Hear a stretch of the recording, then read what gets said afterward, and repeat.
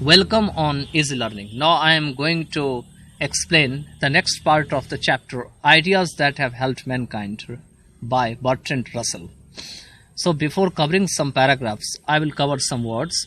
The first word is conception. ये एक noun है. It means idea या notion, means कोई विचार.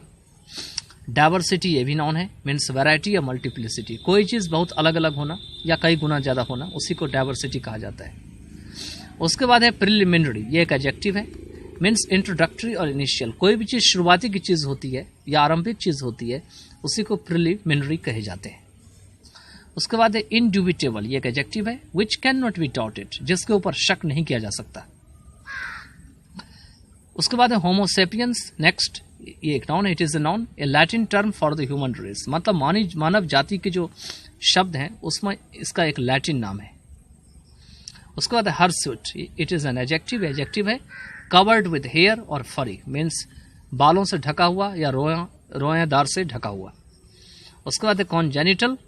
ये एक एडजेक्टिव है. It means from birth, means जन्म से ही. Ideas that have helped Mankind.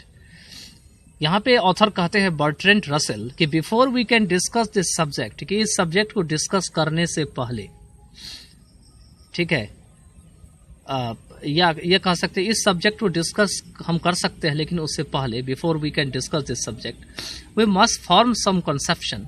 हमें कुछ विचार को जरूर बना लेनी चाहिए. As to the kind of effect, means ऐसे इफेक्ट के बारे में, that we consider a help to mankind, जिससे कि हम मान बैठते हैं कि जिस चीज ने मानव जाति को मदद किया था.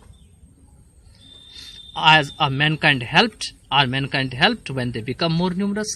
क्या mankind को तभी मदद मिलती है जब उनकी संख्या बहुत ज्यादा हो जाती है? और when they become less like animals, या उन्हें तब मिलती है जब वो एनिमल की तरह ही जो है वो बन जाते हैं या उनकी संख्या कम हो जाती है. become less like animals. और when they become happier, या जब वो अधिक खुश हो जाते हैं. और when they learn to enjoy a greater diversity of experiences, और जब उन चीज़ों को एंजॉय करना सीख जाते हैं, जब उनके अंदर अलग अलग एक्सपीरियंस की चीज़ें आ जाती है. और when they come to know more, और जब वो बहुत ज़्यादा जान जाते हैं. और when they become more friendly to another, या जब वो काफ़ी एक दूसरे से ज़्यादा भाईचारा या दोस्ती हो जाती है. तो I think all this things come into our conception. मुझे लगता है कि ये सारी चीज़ें हमारे विचार में आती है. ऑफ व्हाट हेल्प्स मैनकाइंड, कि क्या ऐसा चीज़ है जो मैनकाइंड को मदद करती है. And I will say A preliminary word about them, और मैं इनके बारे में कुछ आरंभिक शब्द जो है बताऊंगा.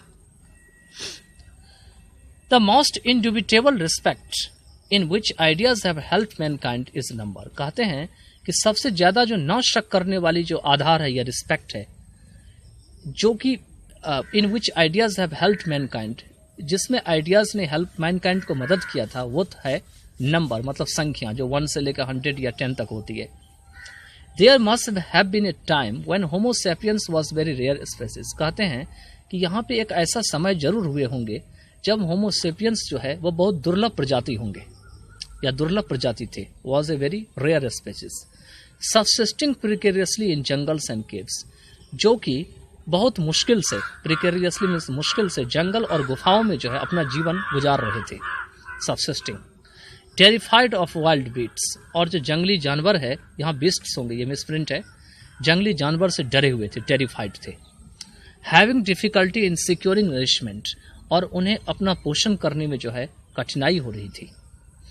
At this period, the biological advantage of his greater intelligence, कहते हैं इस अवधि में उनकी जो महान इंटेलिजेंस का जो बायोलॉजिकल एडवांटेज है, मतलब जो बायोलॉजी में होने वाले जो फायदे हैं, which was cumulative, जो कि उनके साथ एक साथ चलता गया.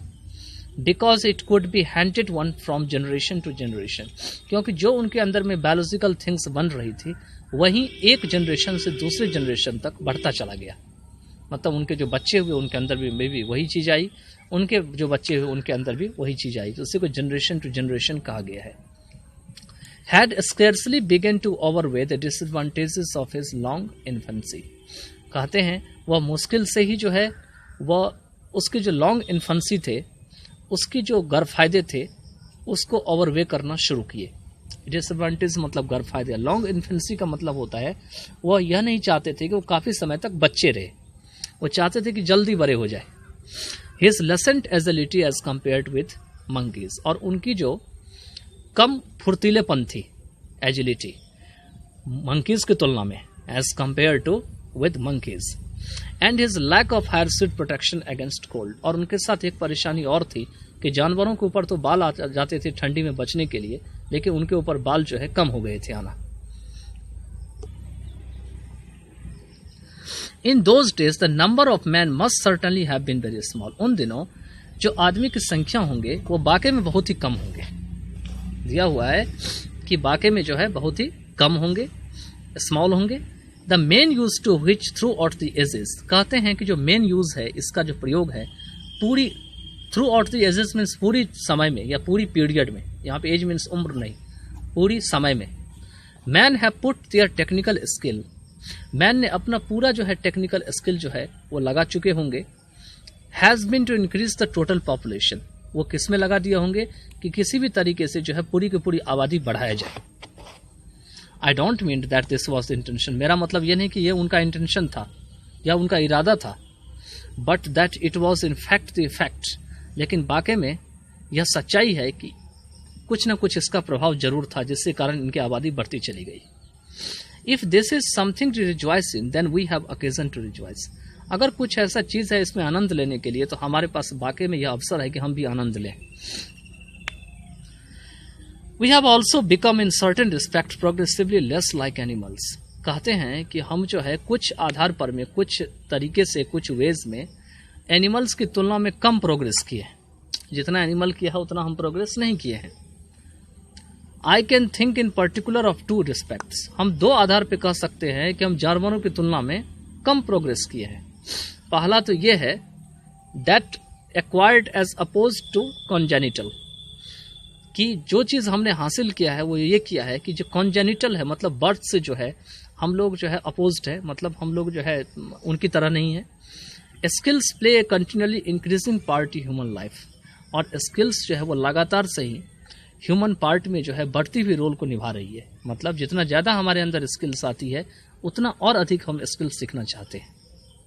And secondly that एस्यूमिंग more and more dominates impulse, और यह मान बैठते हैं कि हम और अधिक सीखें, और इससे क्या करते हैं हम और भी चीज़ों पे अपना कब्जा कर बैठते हैं और ये हमारे दिमाग में आता चला जाता है। तो डोमिनेट्स इम्पल्स का मीनिंग हुआ कि जैसे जैसे हम आगे बढ़ते जाते हैं वैसे वैसे नई नई चीज़ हमारे दिमाग में आती जाती है, उसी को इम्पल्स कहा जाता है।